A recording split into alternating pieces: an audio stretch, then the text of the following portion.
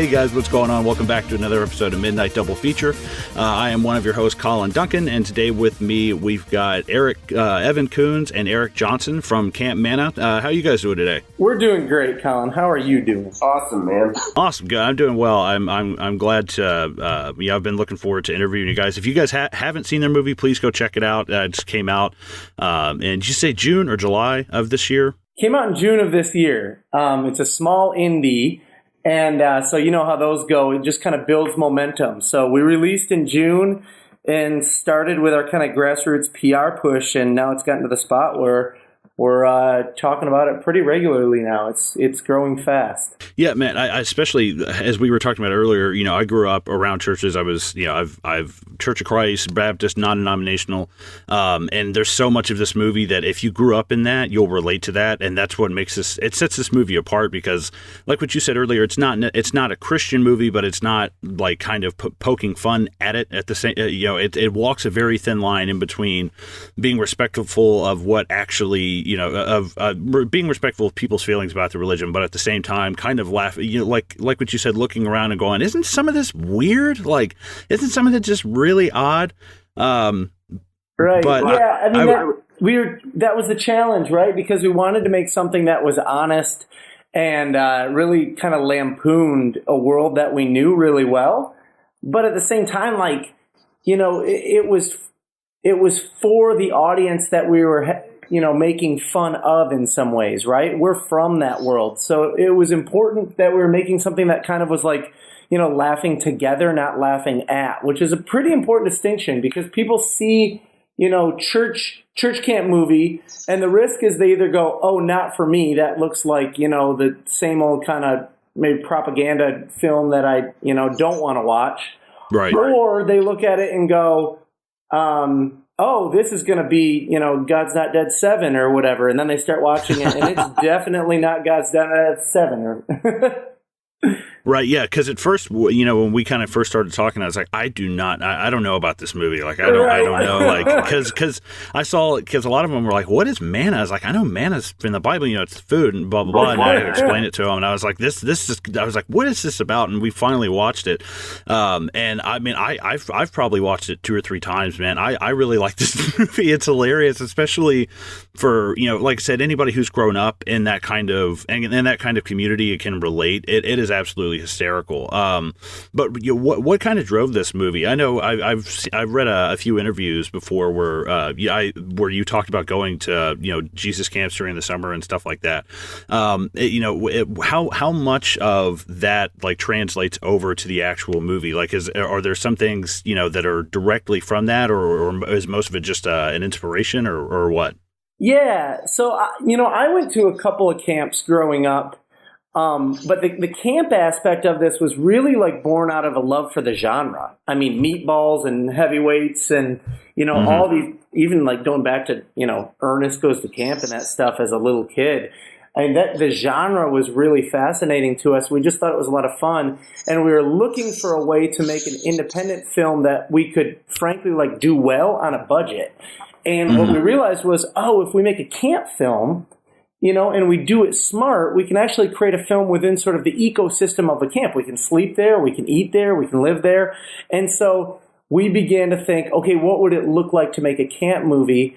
And then just sort of the nature of how we had grown up and the things that we found funny, or the things that maybe, they say a lot of humor comes from pain, right? Like the things that we found challenging, they all just sort of started getting embedded in this storyline. And before you knew it, we were making, satire about a church camp.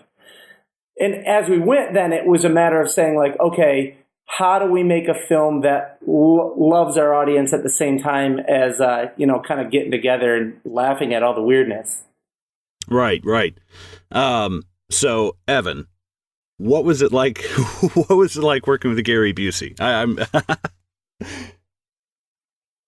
He is a remarkable human being, for someone who's had a traumatic brain injury to still be able to do what he does and to sort of channel a lot of these emotions that he does is really phenomenal. But working right at him and with him and like sort of working with him, you tend to think like, oh, this is kind of sometimes like working with a 6-year-old. He really is a lot of fun and boisterous and has a lot of energy and brings a lot of life to the set. And sometimes he throws tantrums, but that's fine. We all do in our own way. And I thoroughly enjoyed my scenes with him. Every day I was with him, I enjoyed my scenes with him. He was such a blast. That's awesome. I was wondering about that because I've never spoken with anybody who's ever done a film with him, so I didn't know if that kind of reputation preceded him or how much of it was actually blown out of proportion by because there's this mythos of people that with strong personalities like Gary Busey and they kind of get blown out of proportion a little bit. I've heard he's a really nice guy. I've actually seen him before at I think it was a horror movie convention here in Nashville about 5 or 6 years ago, and he seemed like such a nice guy. I was like, yeah, that guy's reputation has been like blown out of the water. I'm sure he's such a nice guy. He is a nice guy. He's just, he's a wild stallion. That's what he is. You just, you got to wrangle. And there's some times where he just brings the magic. Mm-hmm. Like there were some times where we're just like, where in the world did he come up with that? And it was so perfect or whatever. I mean, there was one time where he jumped on stage. He was supposed to give a speech at the beginning of the God Game scene, and that entire song that he's singing up there or whatever, he just grabbed a guitar and just started riffing with the entire band. But he's just an incredible musician. He's got talent. It's just kind of weird talent. Yeah, right. That's I bet you it's kind of a double-edged sword because you get Gary Busey, who you can just stick a camera on him and he'll give you something, but at the same time, it's Gary Busey. Like you kind of don't know what's going to happen next. We actually wrote the film with that in mind. We we knew we had to cast a lead character that was the return from Vietnam camp counselor. Mm-hmm. And when we were able to work something out with Gary to be in the film, we actually went back and rewrote all of his lines based on what we knew Gary would, or what we thought Gary would be like. And we wrote them in a way that we were hopeful that he would go off script a lot of times because we thought mm-hmm. that would be the most fun. And he certainly did.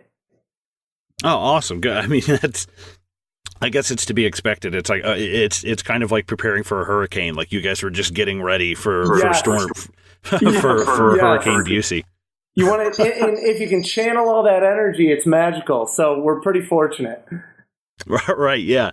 What was it like? Because now, especially with child acting these days, and it's just my opinion. I think it's especially with things like Stranger Things and other shows that are picking up, and have these kind of casts that people are more are scrutinizing them now more than ever.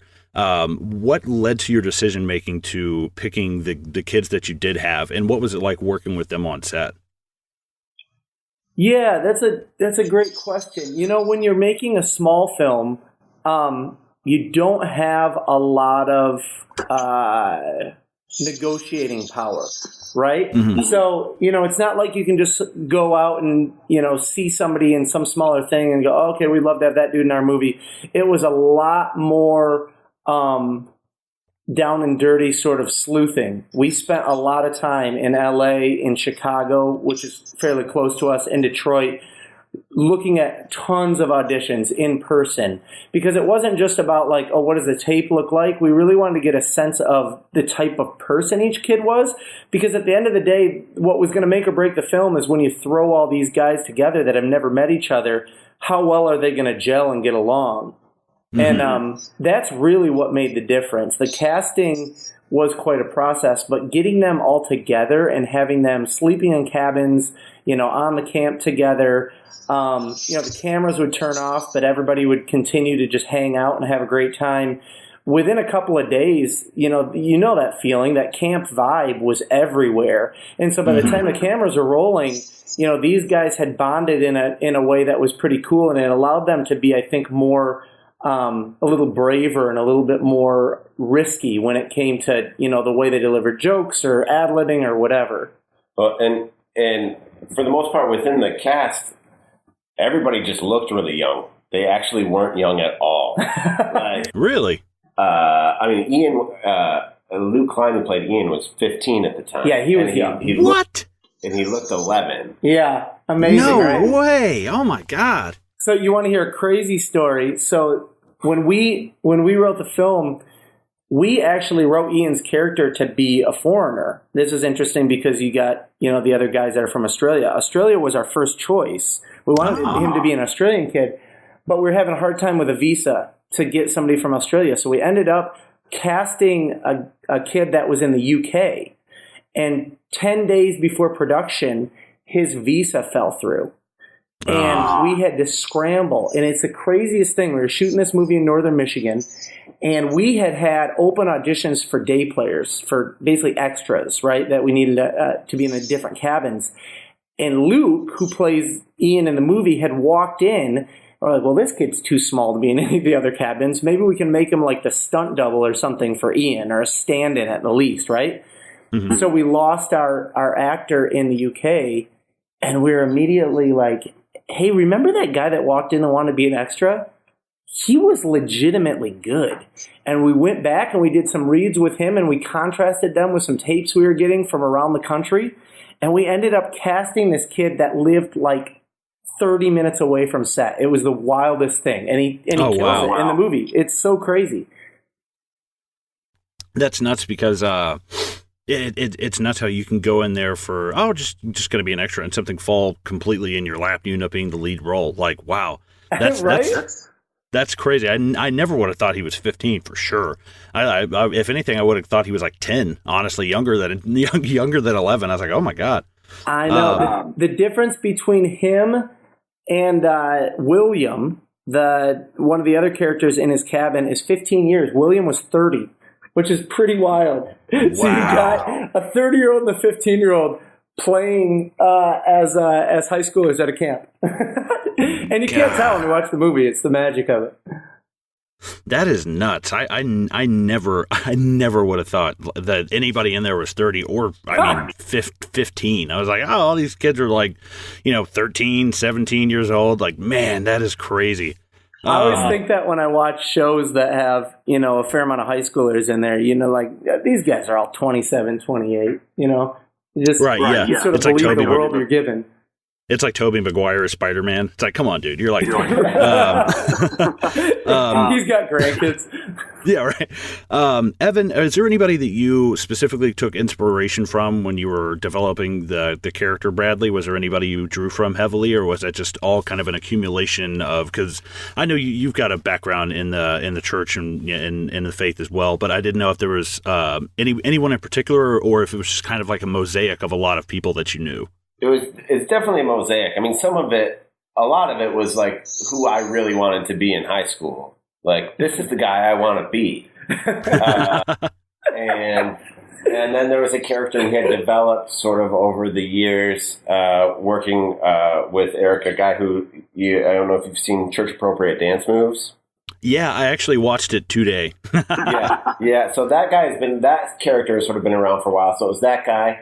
And then in the original short film of Camp Manna, which the Erics made in 2006, the best Bradley ever, in my opinion, I was like, I got to try to channel him and a little bit and do that, and was in that space as well. But the Erics kept saying, like, just be you, just be you, just be you. We thought he was weird enough as it is, Super. Yeah, because one other thing that I wanted to ask: what were some of your favorite scenes? But what were some of your least favorite scenes? Not necessarily the writing or anything, but was it a tough day of shooting? Was it something you were just not feeling that day? What was your best, and what was your favorite, and what was your least favorite? I think are you talking to me, Evan? Either. I mean, both you guys.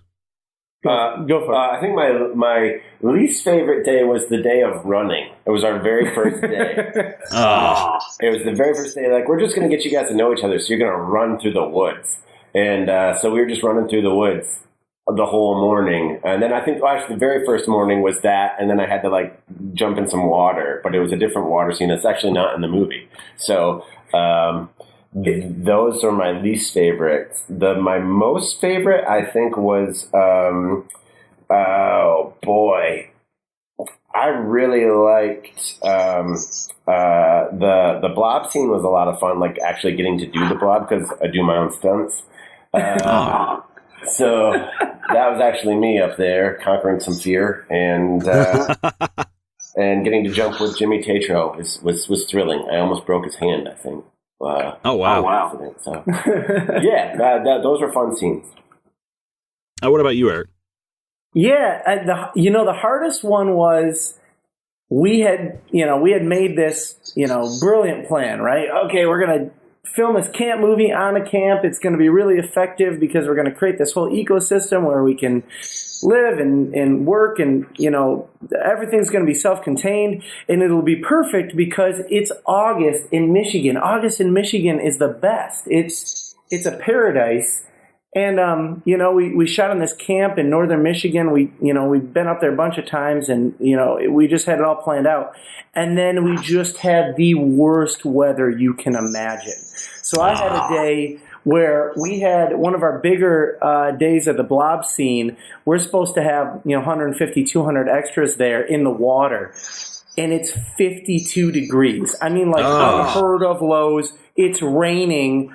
And when you're shooting in Indy, you can't just push pause and wait for the sun to come out in a couple days. I'm like, all right, well, let's work with this. So it was these incredible brave kids that I'm like, can you guys still get in the water? And so you got these kids jumping in the water in the rain in 52 degrees.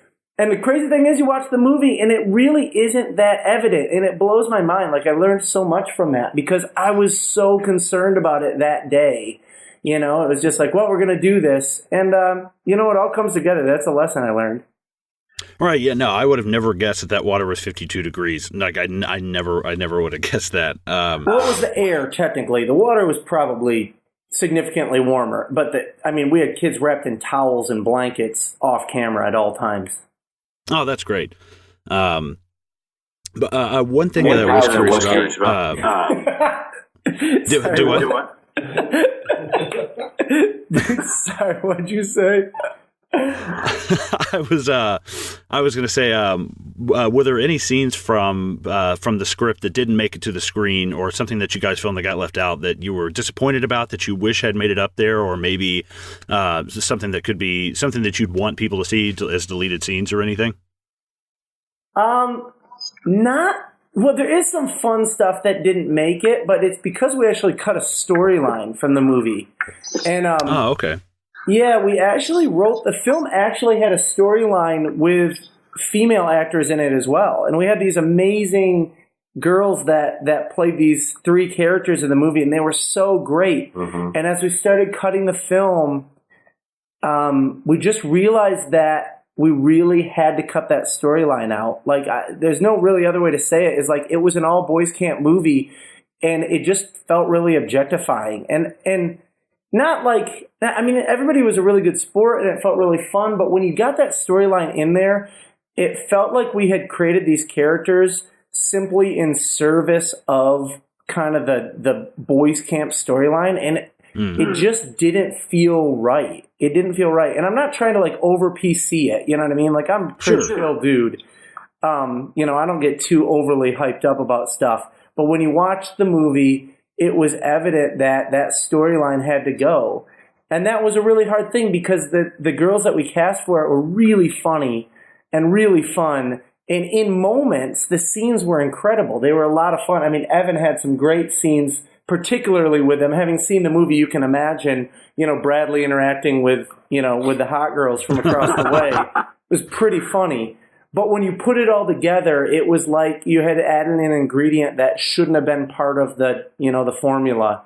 And so, we had to cut it out. And I give, the girls such credit because I had to go back to all of them and say, we're cutting your storyline and I'm sorry.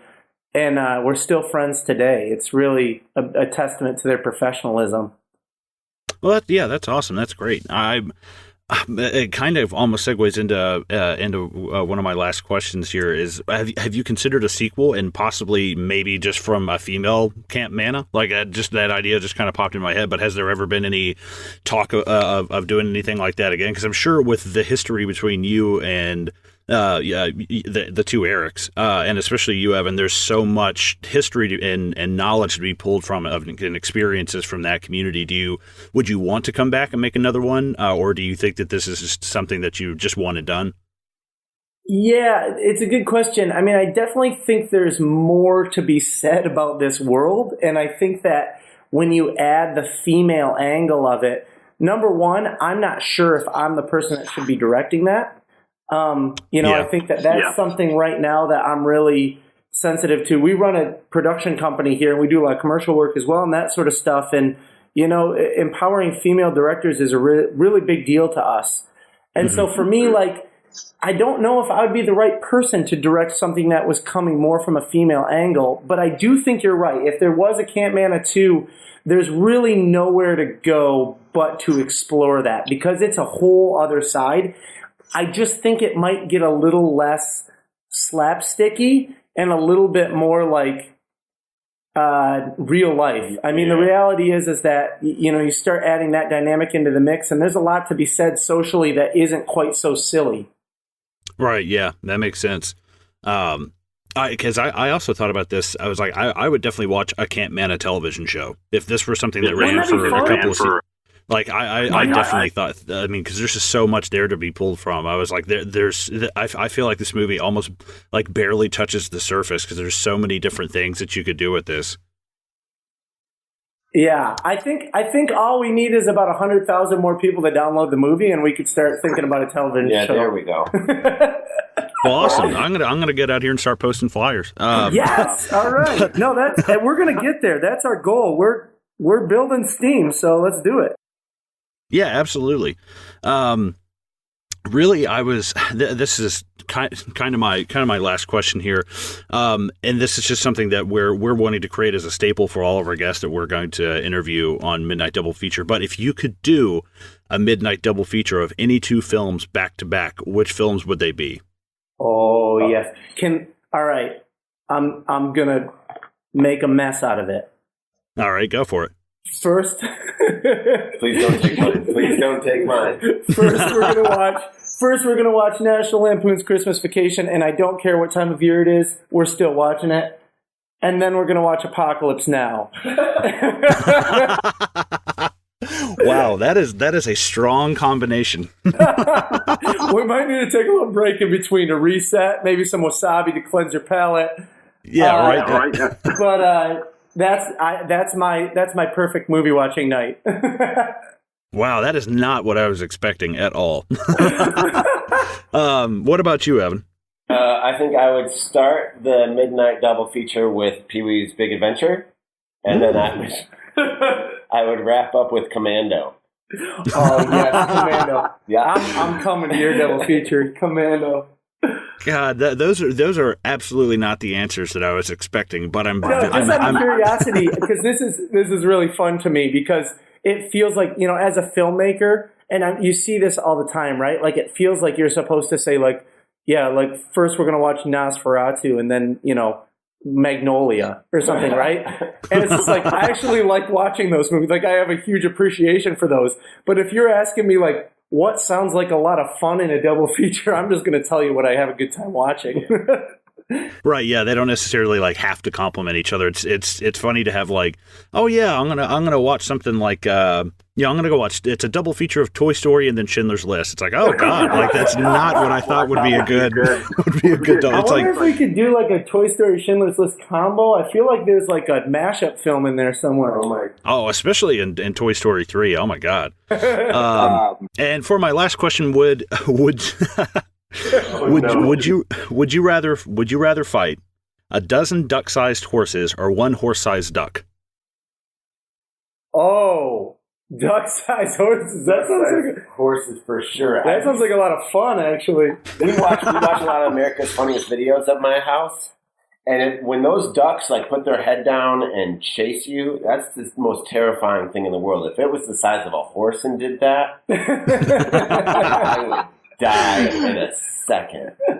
But you gotta think those little bitty horses are still. I mean, they're still kicking. They're still strong, man. I don't know. I was kind of thinking about that after I wrote it down. And I was like, Wow, I don't even have an answer to that. I think I got to figure that out for myself first. It's gonna. I'm just getting a picture of that scene in Jurassic Park 2 where all the little like dinosaurs like go jump over the right. You got a little like I'm back behind that log and the ducks are just going to town.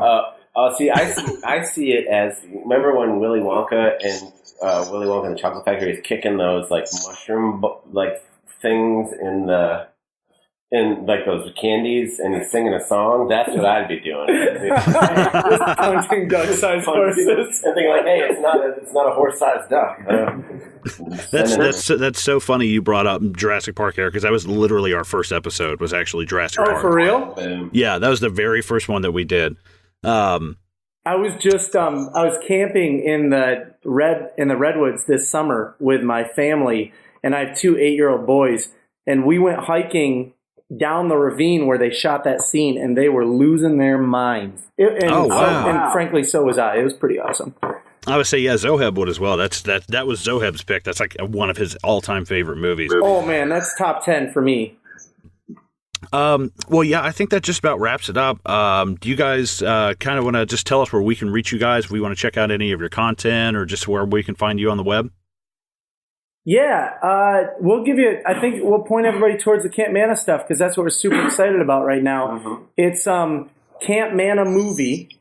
That's our Instagram handle. And that's also our Facebook handle. And then campmannathemovie.com is the website. So if you go to any of those places, you can easily find your way to a spot to download and watch the film. We're on Amazon, and we're on iTunes, and we're on Google Play. And for your buddies in Australia, we got a distribution deal in the works that should bring us to Australia very soon. Nice. Awesome. Well, yeah, thank you guys so much for coming on. I've had a blast doing this. This was definitely an experience, a good one at that. But this movie was not what I was expecting. Anybody who listening to this, please check it out. Don't let your preconceived notions get in the way of a funny movie and a good movie. It's great, especially if you've grown up around this environment, or if you just like camp movies. It's got something in it for everybody.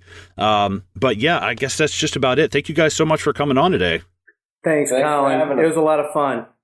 Absolutely. Well, thanks for tuning in, guys, and we will check you guys out later.